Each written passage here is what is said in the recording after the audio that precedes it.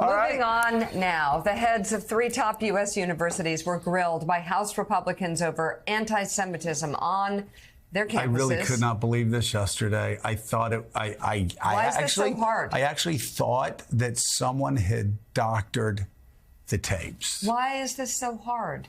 The presidents of Harvard, MIT, and the University of Pennsylvania testified before the House Committee on Education and the Workforce yesterday.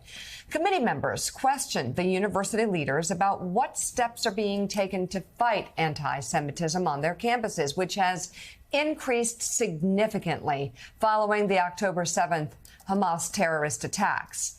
Here is Republican Congresswoman Elise Stefanik of New York with what would seem to be an easy question for the presidents of Harvard and Penn. And Dr. Gay, at Harvard, does calling for the genocide of Jews violate Harvard's rules of bullying and harassment, yes or no?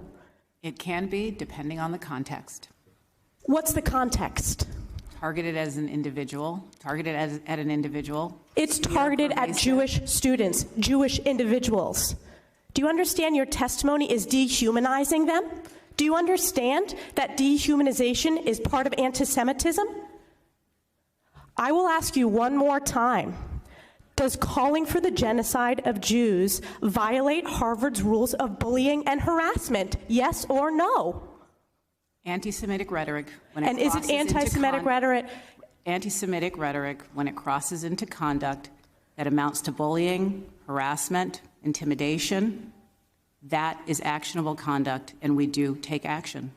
So the answer is yes, that calling for the genocide of Jews violates Harvard Code of Conduct, correct? Again, it depends on the context. It does not depend on the context. The answer is yes, and this is why you should resign. These are unacceptable answers across the board. Does calling for the genocide of Jews violate Penn's rules or code of conduct? Yes or no? If the speech turns into conduct, it can be harassment, yes. I am asking specifically calling for the genocide of Jews. Does that constitute bullying or harassment? If it is directed and severe or pervasive, it is harassment. So the answer is yes. It is a context-dependent decision, Congresswoman. It's a context-dependent decision. That's your testimony today. Calling for the genocide of Jews is depending upon the context. That is not bullying or harassment. This is the easiest question to answer yes, Ms. McGill. So is your testimony that you will not answer yes? If the yes or no? If the speech becomes conduct, it can be harassment, yes. Conduct meaning committing the act of genocide? The speech is not harassment? This is unacceptable, Ms. McGill. I'm going to give you one more opportunity for the world to see your answer. Does calling for the genocide of Jews violate Penn's code of conduct when it comes to bullying and harassment? Yes or no? It can be harassment. The answer is yes. Willie, what's going on? We have heard for almost a decade now that speech is violence. There was actually an editorial page editor who was fired from the Times because a U.S. senator put an op-ed in the paper, and the argument was speech is violence. On college campuses, we've heard speech is violence, speech is violence. And yet, these presidents at 3 of the most prestigious schools in America are asked whether calling for the genocide of Jews would actually prompt a response from the administration. They couldn't answer the question. Let's do what we do here, and let's ask. Let's change the context. What if there were groups marching around the campus calling for the genocide today of Native Americans? What if there were students? You get it. No, I'm going to keep going. Marching across the campus, calling for the genocide of Hispanics, calling for the genocide of immigrants, calling for the genocide of Black Americans, calling for the genocide of Asian Americans, calling for the genocide of Baptists, calling for the genocide of Catholics, calling for the genocide of any other group but Jews. What would these presidents say? How long would a student still be on campus if that student had a bullhorn calling for the genocide of any of these groups?